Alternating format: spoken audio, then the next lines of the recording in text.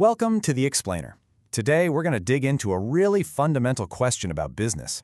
See, a corporation is a legal entity, not a person. So, how does it actually do anything? How does it wield power? It's a pretty interesting puzzle when you think about it. A corporation can own buildings, it can sign massive contracts, it can even be sued, but it doesn't have a brain. It can't think for itself. It's what lawyers call a legal fiction. So, who's really pulling the levers here? How are decisions actually made? And what are the rules of the game? All right, here's our roadmap. We're going to start with the basics, what legal powers a company even has. Then, we'll look at what happens when it goes rogue and oversteps those powers. After that, we'll get into the huge decisions that need the owners, the shareholders, to vote. And finally, we'll zoom right in on the people who actually call the shots. First up, a corporation's legal powers. You know, it's easy to think a company can do pretty much anything it wants to make a buck, but that's not really true. In reality, its actions are guided by three very specific kinds of authority. The best way to think about it is like this. Express powers, that's what's literally written down in the company's charter, its main purpose. Implied powers are all the things it needs to do to achieve that purpose, even if they aren't spelled out. Kind of like how a club needs to be able to collect dues just to keep the lights on. And then you have incidental powers. These are the basic rights any company has just by existing, like having a corporate name or, the power to sue someone if you have to. So, corporations have a clear playbook of powers, but what happens when they start coloring outside the lines? Well, that brings us to a really important legal idea that's designed to keep corporate power from going completely off the rails. The term is ultra vires. It's a fancy Latin phrase, but all it really means is beyond the powers. An ultra vires act is anything a company does that has zero connection to its official purpose. It's basically the legal system's way of saying, whoa there, stay in your lane, stick to what you were created to do. And this slide shows the difference perfectly. On the left, you've got a boating club that suspended members for not paying their dues. The court said, yep, that's a valid implied power. I mean, how else are they supposed to survive financially? But on the right, you have a university that mortgaged its own campus to get loans for banks that had nothing to do with the school. That has nothing to do with education, right? A total classic case of an ultra vires act. And hey, don't just take my word for it. Listen to how the court put it.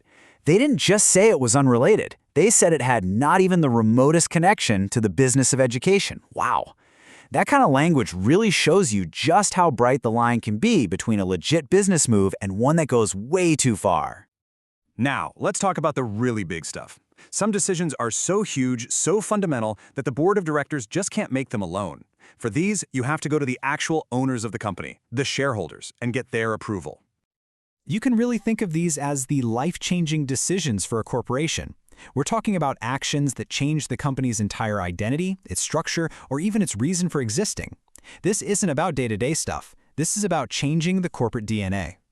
And for something that big, a simple majority vote just isn't going to cut it. The law demands a supermajority, a really clear signal from the owners. The magic number you have to remember is 2/3. A 2/3 vote of the shareholders is what it takes to get these massive changes across the finish line. So what counts as life-changing? Well, things like deciding to extend or shorten the company's lifespan, selling off pretty much all of its assets, or making a major change to its founding document, the Articles of Incorporation. Even something like paying dividends with more stock instead of cash needs that super high level of approval. But, of course, there's always a little nuance. Check out this exception. What if a sugar company buys a factory that makes the bags to put the sugar in? Is that an unrelated investment? A famous case, Dollarama, actually said no.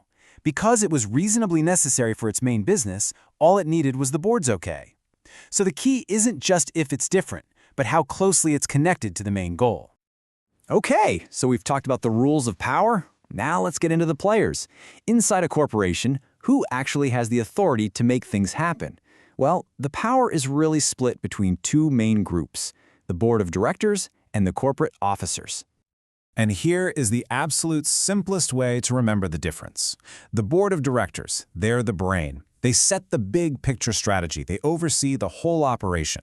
The corporate officers, your CEO, your president, folks like that, they're the hands. Their job is to take the board's vision and actually make it happen, to run the company day to day.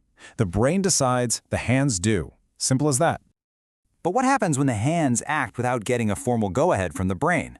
Well, this is where a concept called apparent authority comes into play.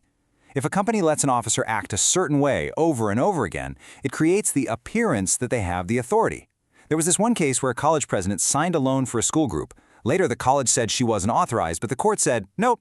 By letting her run that group for years, they made it look like she had the power. So they were bound by what she did. So we have covered a lot of ground, the different types of power, the limits, the huge shareholder votes, and the key players. Let's try and boil this all down into one simple ultimate takeaway. If you remember just one thing from all of this, make it this cheat sheet. Basically, corporate decisions fall into 3 tiers. At the very top, you have those life-changing acts. They need a majority vote from the board, plus that massive 2/3 supermajority from the shareholders. For more routine stuff like changing the bylaws, a majority vote from both is usually what you need. And for all the day-to-day business, that's the board's job and no shareholder vote is required. And all of this leaves us with one last question to chew on. We've laid out all the formal rules, the whole structure of how it's supposed to work. But in the real world, in that constant tug of war between a strategic board, powerful executives, and big groups of shareholders, who do you think really holds the power? That's the power play at the heart of every single corporation. Thanks for digging into this with us on The Explainer.